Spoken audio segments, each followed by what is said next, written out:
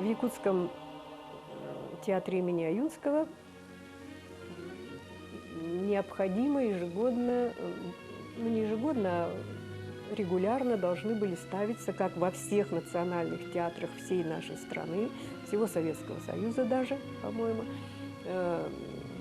драматургия русских классиков.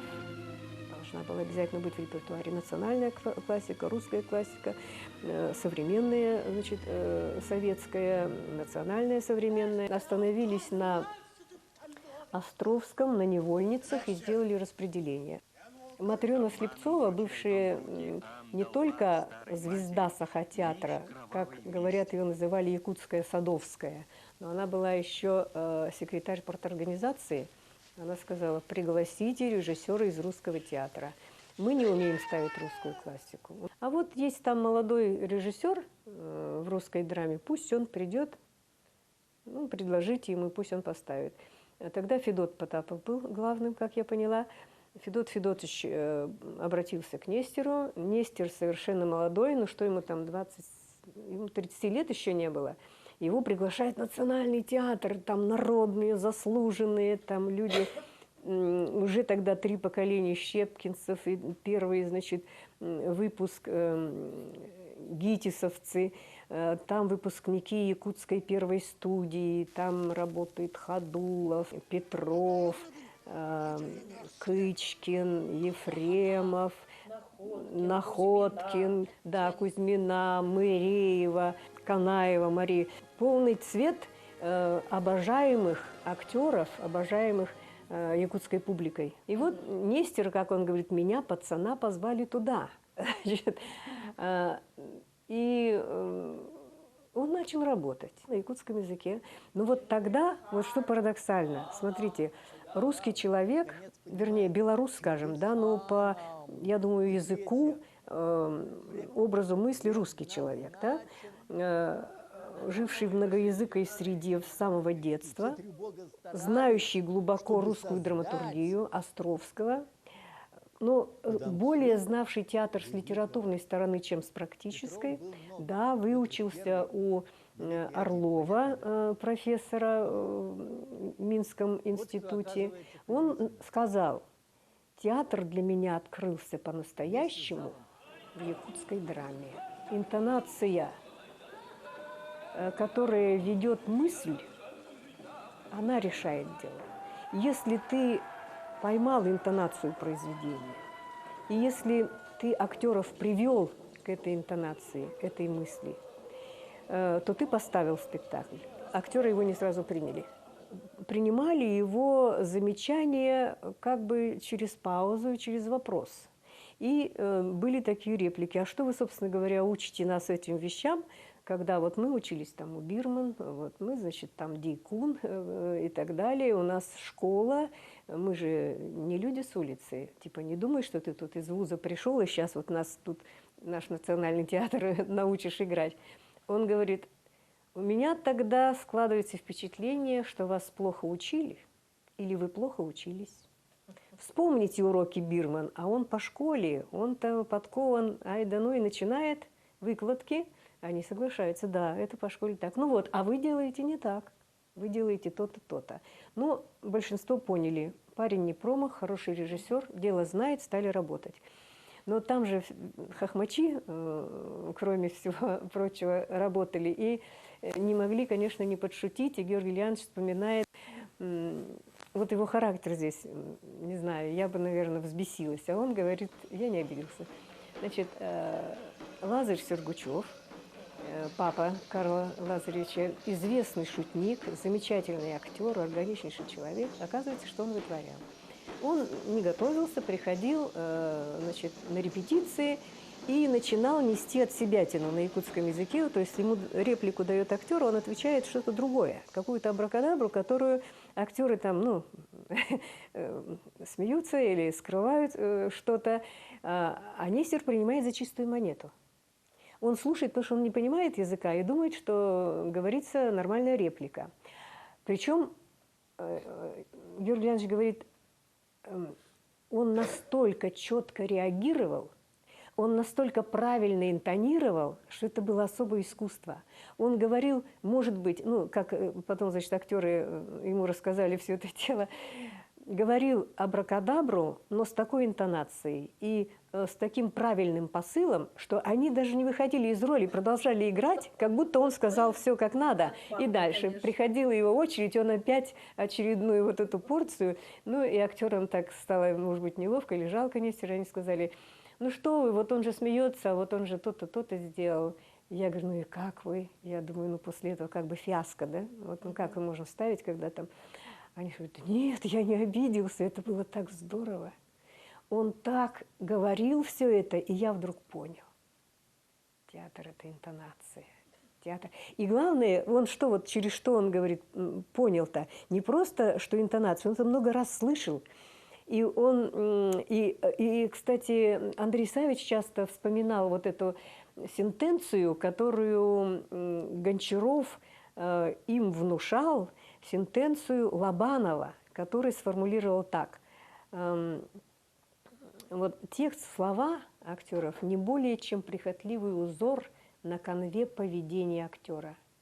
Пошел затишаться. Вот так. Опа, теперь откинула волосы. И пошла дальше. Шаман Чичигырта. А вот нет, а уже тут поменялась тональность. Шаман Чичиг. Понимаешь, вот тут шел разговор, растянуто, все это прелюдия, все это приготовление. А теперь шаман вышел на сцену, теперь он начал работать. Достигнув вершины верхнего мира духу своих огнедышащих величиной с половину молодой лиственницы. Взаимодействие интонации и поступков актера он очень хорошо понял, работая не на родном языке.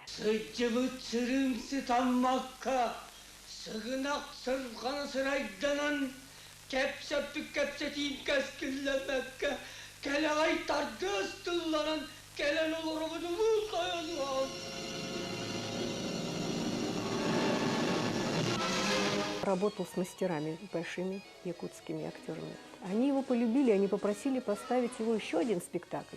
И он поставил там, предложил Мольера Скупого. Когда он увидел Гарпагона, в роли Гарпагона, как ему показалось, Иакима Избекова, он решил, что все, спектакль он видит, он знает, как сделать, но Иаким Избеков не был народным артистом, а по иерархии главные роли должны были играть наиболее заслуженные актеры. И главный режиссер просил Нестера, давайте другого актера. Но Нестер сказал, опять характер, или Иаким Избеков, или другая пьеса. Но все настолько уже хотели Скупого, что стали уговаривать теперь Иаким Избеков, выдерживая то ли паузу, значит, да, паузу, то ли он действительно боялся рискнуть, взяться за такую роль, тем более с русским молодым режиссером, то ли он выдерживал, так сказать, деликатную паузу, что ну я не хочу, я не напрашиваюсь, я не буду, давайте вы там кто. Да, что я не рвусь, нет. Но его уговорили, он сдался. И вот есть такая книга «История Якутии в лицах». Пестеров написал спектакль, стал этапным для Якутского драматического театра. Роль Гарпагона – трагикомическая лучшая роль Иакима Избекова. И вот это тоже имеет прямое отношение к судьбе Нестера, потому что трагикомическая краска – это его конек Георгия Ульяновича. Он мастер этого. Почему он любит комедии? Потому что вот по Бентли комедия – это трагедия со счастливым концом. И вот у него Гарпагон был трагической фигурой, но смешной до слез. Окаменевшее, застывшее лицо его в скорбной маске вызывало бурю смеха и в то же время сочувствия. Проникся якутской речью. Мало того, они же стали друзьями. Они ездили на гастроли, приглашали его к себе домой, они его напутствовали, когда он уезжал. Он бегал на 2 спектакля, сразу репетицию проводил в Русском и в Якутском театре. Но там это отдельная история. Плановый спектакль гастрольный в Русском театре сорвался, а тут они уже закрутили Мольера. А надо было буквально там за 2 недели поставить другой спектакль. Но он справился и блестяще поставил «Мораль пани Дульской», но говорил, это была стрессовая ситуация. Низкий поклон труппе Якутского театра имени Аюнского, что они согласились перенести свои репетиции на любое удобное для Нестера время. Работал над Мольером. И вот я тогда подумала, что вот языковая среда, интонации, Якутия, север. Вот и опять же, как ни странно, Генрих Ибсен. Что он у Генрика Ибсена взял? Он говорит, я был очарован севером. Вот я Генрика Ибсена читаю, я не считаю, что там север как-то проявился, да? А он говорит, нет, вот северные характеры, северный колорит, люди, даже природа, даже пейзажи, это северное все. И эти саги Генрика Ибсена, это же Алан-Хо практически европейская. Да тот же самый Пер Гюнт. Я спрашиваю, почему Пер Гюнта тогда никогда не поставил на сцене, Георгий Леонидович? Пер Гюнт – это же как бы ваша судьба. Шаманчичек Грета, стронувшись с родимой полной тревоги земли, то и дело вскрикивала, вопрошая, невысокое ли это священное небо, обитель кудлавого орла, кружился, вертелся, мчался на юг, грани многострадального неба, бушующего неистовым вихрем, его трепещущий гортани, полощущейся пасти, широкому желудку, протяжно раскатисто напевая таюк, прыгал, плясал неудержимо, поднимаясь вверх. Раз, два, три, нет, раз, два, три. А вылезал по велению, указанию. Стали организовывать Русский драматический театр в Мирном. Это инициатива нашего Министерства культуры, как я помню, и Алроса компании. Компания Алроса, значит, приняла, да, спонсировала Мирнинская, значит, власти мирнинские, районные и городские. В общем, все объединились и решили, что в Мирном нужен русский театр. Явилось 2 ангела! Они и отвалили камень от гроба, чтобы Иисус мог встать и уйти! Мария, твой сын, он воскрес!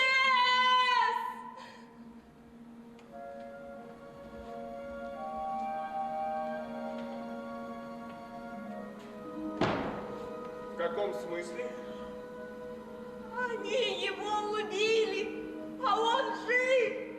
Они его распяли, а он воскрес! Андрей Савич Борисов своих выпускников часть туда направил, Арктического института.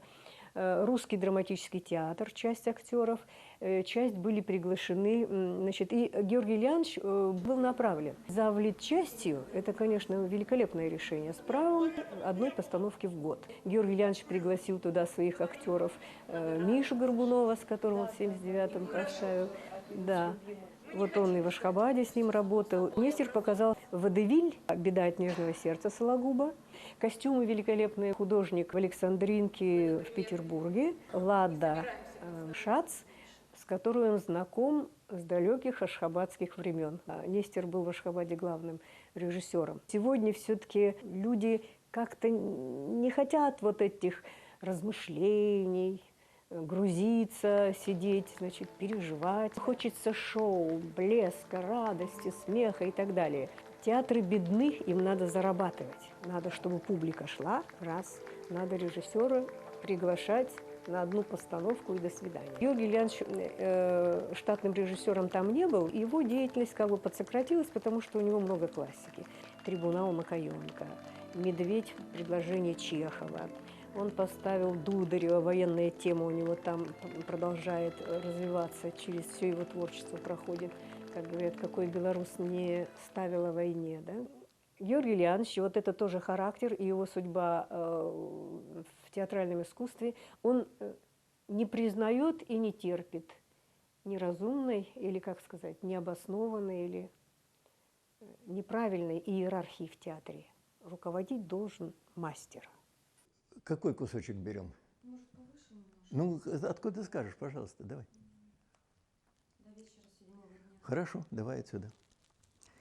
Один одинешенек 3 дня и 3 ночи шел он по старинной русской полосе, которой не было ни конца, ни края, пел таюк протяжный, не переставая прыгать, кружиться, скакать, плясать. Опять рыл, что? Пошло!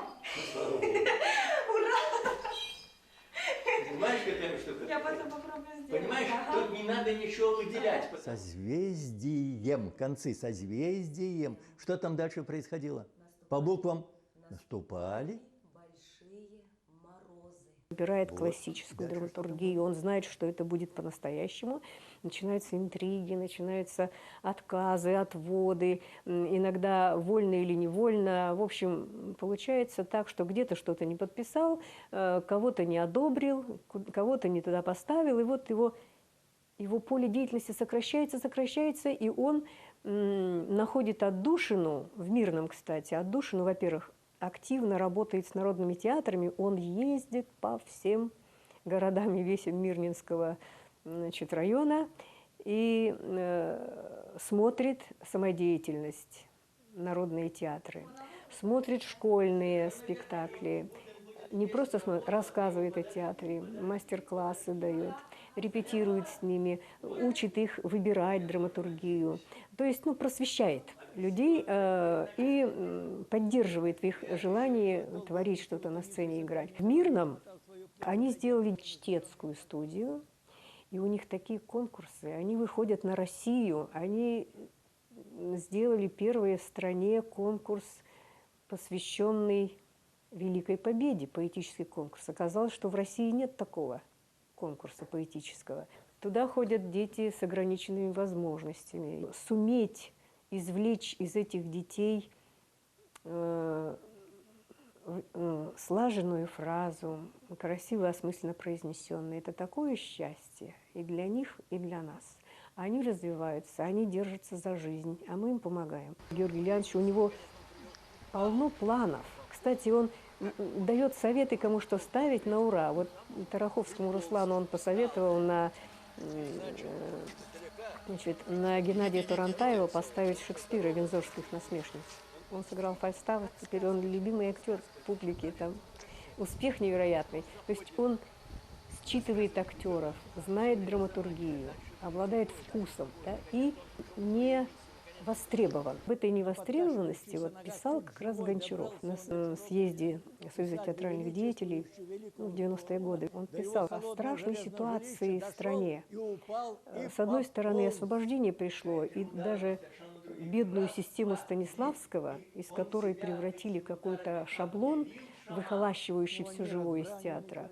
Это хорошо, что сейчас нет этого, но вместе с этим выкидывают вообще систему Станиславского самого как такового, и русский психологический и реалистический театр теперь не востребован. Люди мчатся за границу, не понимая, что всегда актерскому мастерству театральному за границей училась у нас, и что в Голливуде, что были бы американские актеры без нашего Михаила Чехова, без русской школы. И перечисляет много такого, а у нас все бросились на эти блестяшки, новые способы, новые приемы, новые технологии, и вот эту открытость, когда можно, извини меня, хоть что показать на сцене, причем не понимая ради чего. Я понимаю, если заголиться ради чего-то, невозможно сравнивать, скажем, ню в искусстве или наготу в скульптуре, значит, классической, античной, где Богу равен человек или человек Богу. А вот так просто ради того, чтобы эпатировать публику, и что этого становится много, и он говорит, конечно, мои ученики в дальнейшем будут работать по-другому, театр изменится, но сейчас нас ждет огромный провал, огромная яма, которую надо пережить. Сейчас очень долго не будет востребован истинный театр, в котором человек через человека ради человека. Тезис Станиславского. И вот Нестер, он продолжает эту тему. Его спектакли, они не законсервированные какие-то приемы несут. Вот он сочетает, во-первых, легкость визуального оформления, сценографическую легкость. У него исключительные требования к актеру по школе Гончарова. И Андрей Исаевич Борисов, и Георгий Леонидович Нестер, они оба любят повторять гончаровское что Гончаров любил повторять герценовское, что каждый вечер со сцены в зал опрокидывается чаша с содержимым, уже имеющимся в зрительном зале. То есть ты со сцены не должен нести что-то такое, ах, вот, а вы понимаете меня, да? А я говорю тебе здравствуй, да? Вот я знаю, я это ты это я. Вот знание публики, знание ее потребности быть современным – это требование Гончарова. Анна изучает Аюнского изначально, входит в философию, погружается в этот мир древнего Саха и так далее. И когда Нестер говорит о том, что вот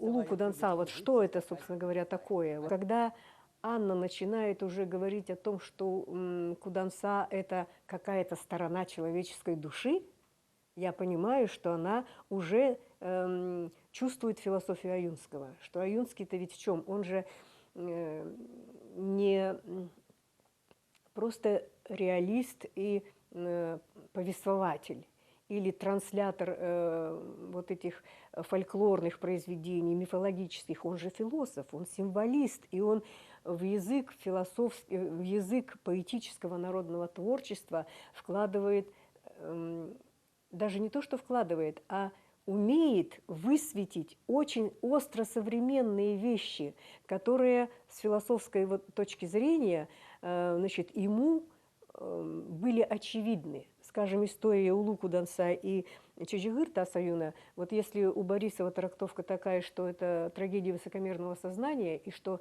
поэт и революция, власть, которая подняла руки на природу, на вечное, на традиции, то она от этого и погибает. Вот так, ясная такая трактовка, тоже философская линия, которая есть там, определенно это прочитывается. Чучигырта одна ипостась души Аюнского, Улу Куданса другая. Борец за народное счастье, он и певец, и философ, и поэт, и великий страдалец, и хранитель эпоса, и в то же время принадлежал к власти, которая разрушала это все. То есть это драма. У Нестера и у Анны получается... В последнее время он уже довольно четко сформулировал это. Он интуитивно шли. Улу Куданса – это вещь об изначальных добрых намерениях. Что Улу Куданса, который собирается рубить чулбон, он не думает о разрушении природы и о наказании, он думает о спасении своего рода человеческого. Никто из этих абагы не собирался делать зла.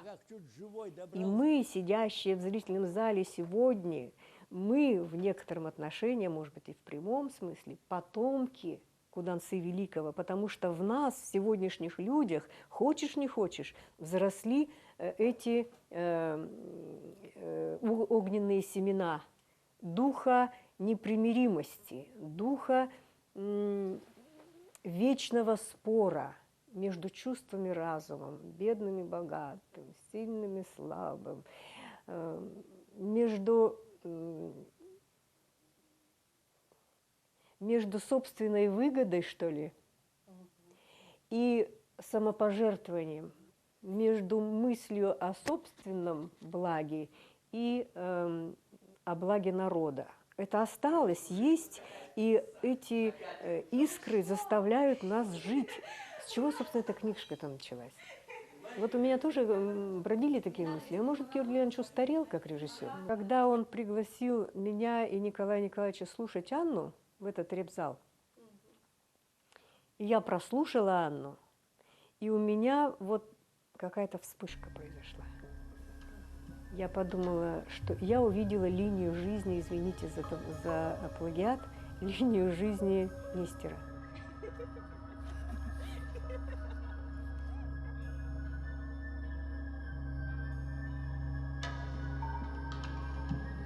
Камлани, понимаешь, иначе он не шаман.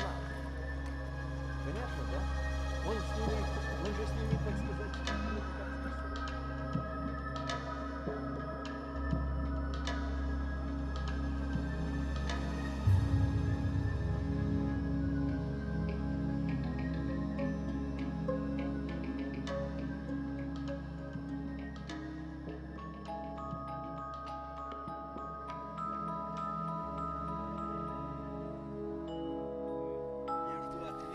требую ответа, а они не дают. Значит, надо поменять способ, поменять А, приспособление. тогда получается.